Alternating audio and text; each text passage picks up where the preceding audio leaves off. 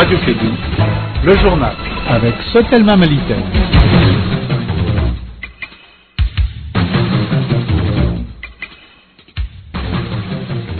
Incendie hier nuit au marché de Kola, communément appelé Worosougou, situé en face de l'hôpital Gabriel Touré.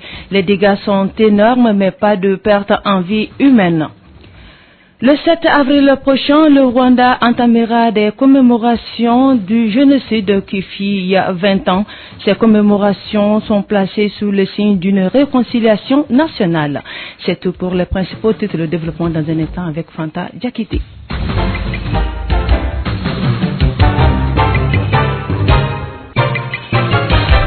Mesdames et messieurs, bonsoir et bienvenue dans cette dernière édition de Kédougou Info. Comme annoncé dans les titres, incendie hier nuit au marché de Kola, communément appelé Worosougou, situé en face de l'hôpital Gabriel Touré. Les dégâts sont énormes, mais pas de perte en vie humaine. Faute de matériel, les sapeurs-pompiers n'ont pas pu éteindre le feu. Kassim Traoré pour plus de précisions. Après la maison des artisans, une partie du marché de Médine-Croix, le tour était hier nuit au marché de Kola. Worosougou pour ses usagers a pris feu aux environs de 22 heures. L'incendie a duré plus de 2 heures. Le bilan, des dégâts matériels importants et quelques blessés graves. Mais pas de pertes en vie humaine. Selon les premières informations, cet incendie n'est autre qu'un court-circuit électrique qui a envahi une bonne partie du marché. Les soldats de feu qui étaient sur place ont abattu un travail remarquable. Mais faute de moyens, ils ne sont pas parvenus à éteindre le feu. Ils ont quand même réduit son intensité. Sur les lieux, il y avait la présence remarquée du député de la commune 2, l'honorable Karim Keita, la police nationale, la gendarmerie et les propriétaires des magasins. La population de Médine-Croix aussi était sur place. C'est donc au bout de plusieurs heures que le feu fut éteint, devant les regards inconsolables des propriétaires des magasins.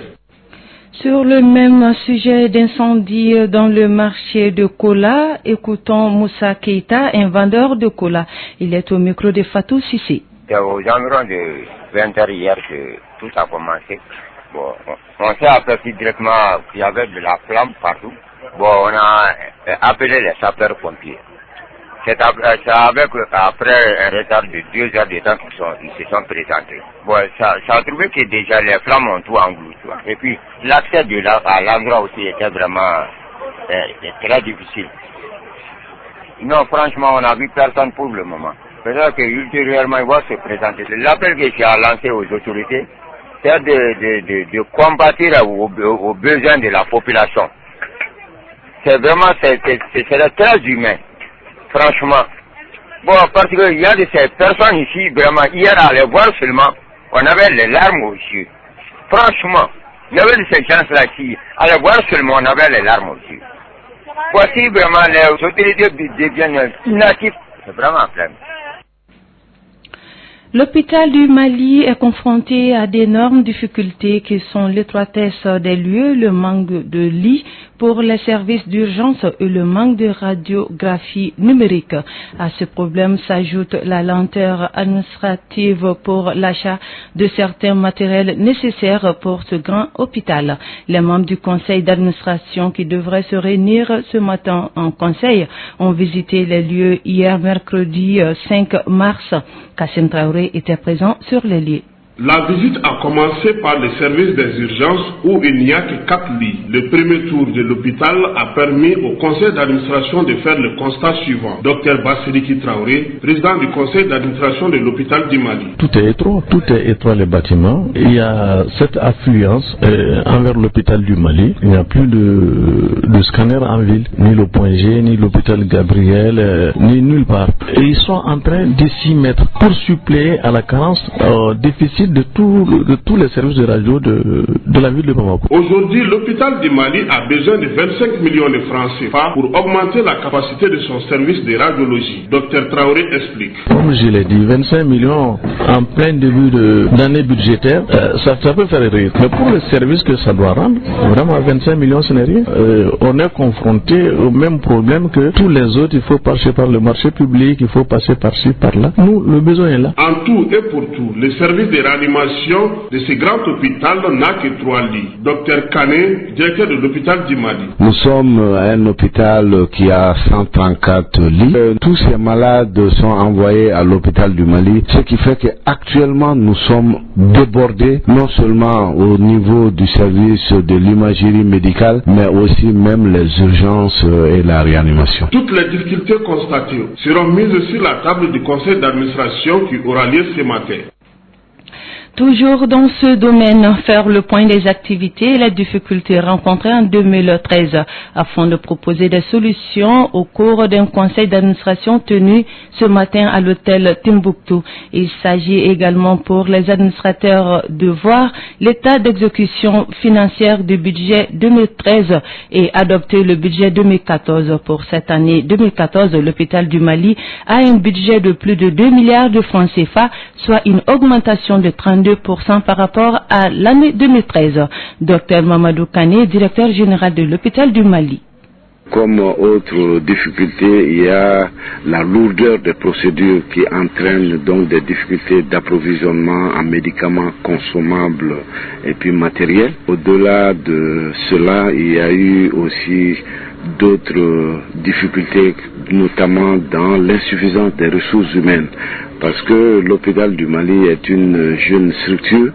Il n'y a pas eu de recrutement spécialement pour l'hôpital du Mali, mais il y a eu un redéploiement de personnel. Donc actuellement, on est confronté à une insuffisance aussi de ressources humaines. En perspective, nous envisageons de renforcer les ressources humaines, c'est-à-dire en quantité et en qualité.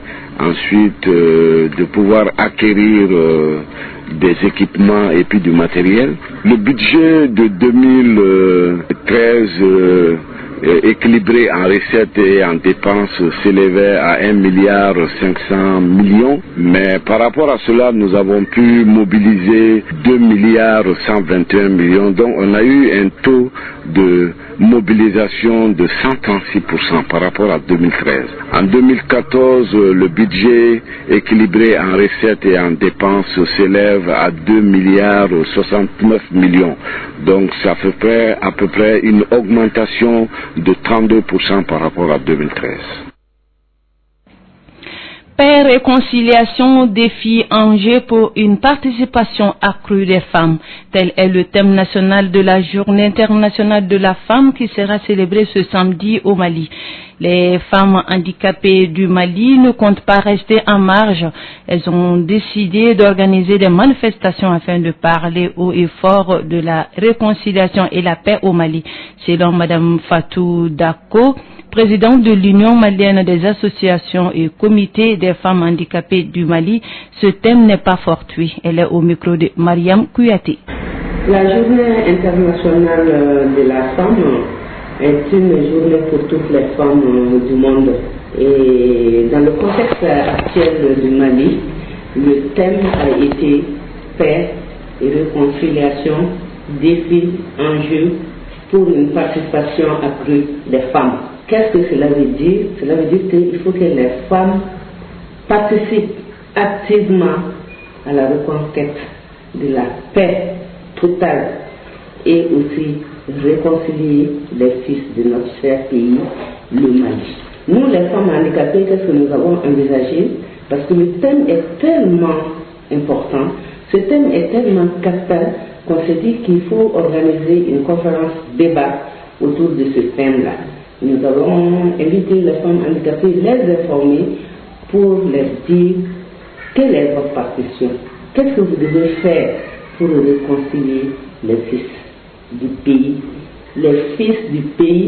ceux qui sont restés, ceux qui sont passés, ceux qui ont même pris des armes contre leur pays, et dire que nous sommes tous du Mali, noir, blanc, il faut qu'on se donne la main. En plus de la conférence débat, nous allons organiser dans l'après-midi du 10 mars 2014 à la Fédération malienne des associations des personnes handicapées, à la Maison de la Solidarité à Bakary-Bougou, une manifestation artistique qui sera animée par les troupes des personnes handicapées, Benso et Inesso. Et nous ne manquerons pas encore de dire qu'il faut la paix pour notre pays.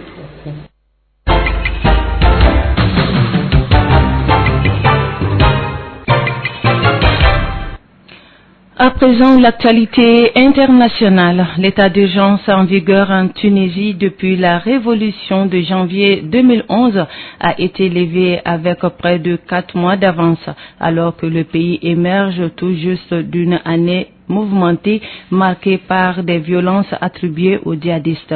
Selon le président de la République et commandant en chef des forces armées, Monsef Marzouki, cette levée de l'état d'urgence ne limite pas les capacités des services de sécurité chargés d'appliquer la loi et n'empêche pas de demander l'appui aux forces militaires en cas de besoin. Au Soudan du Sud, les affrontements se sont déroulés dans la plus grande caserne de Djouba. Des tirs ont opposé durant plusieurs heures des soldats mécontents de ne pas avoir reçu leur solde et ceux qui ont touché leur solde. Le bilan provisoire fait l'état de 3 à 5 morts et l'explosion d'un dépôt de munitions. L'Italie accueille une conférence internationale sur la Libye ce jeudi. Un jour ne se passe sans qu'un responsable sécuritaire, un magistrat, soit assassiné ou enlevé. Les intérêts étrangers sont régulièrement visés. Un Français a été tué à Benghazi ce dimanche et dans le sud, il y a un risque d'implantation durable des groupes djihadistes.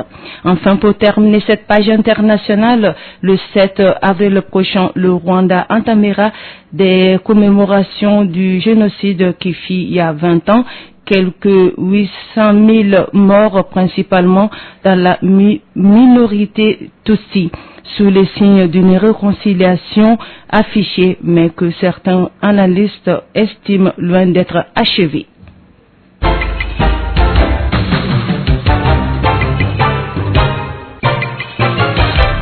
Toujours dans la même direction de la page internationale, promotion de l'innovation et de l'excellence des produits de l'artisanat africain.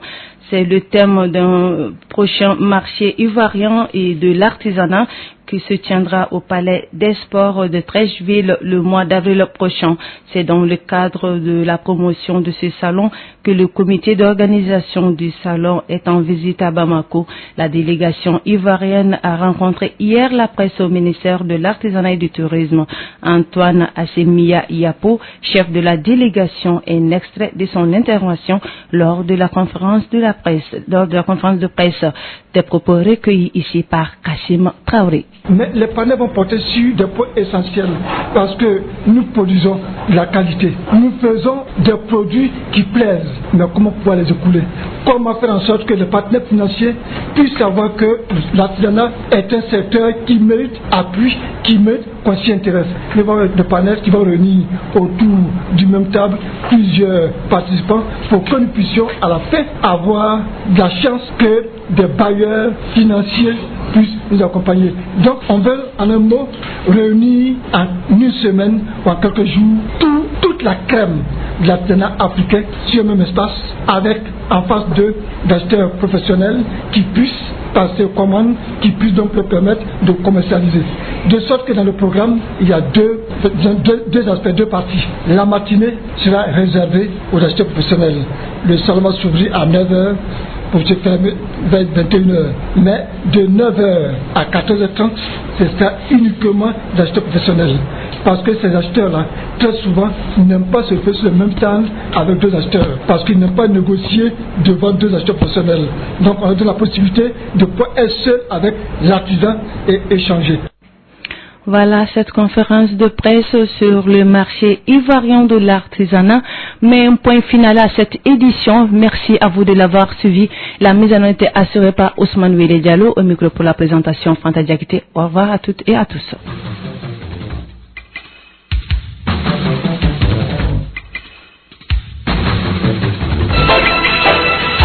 Radio Kédou, le journal avec Sotelma Malitaire.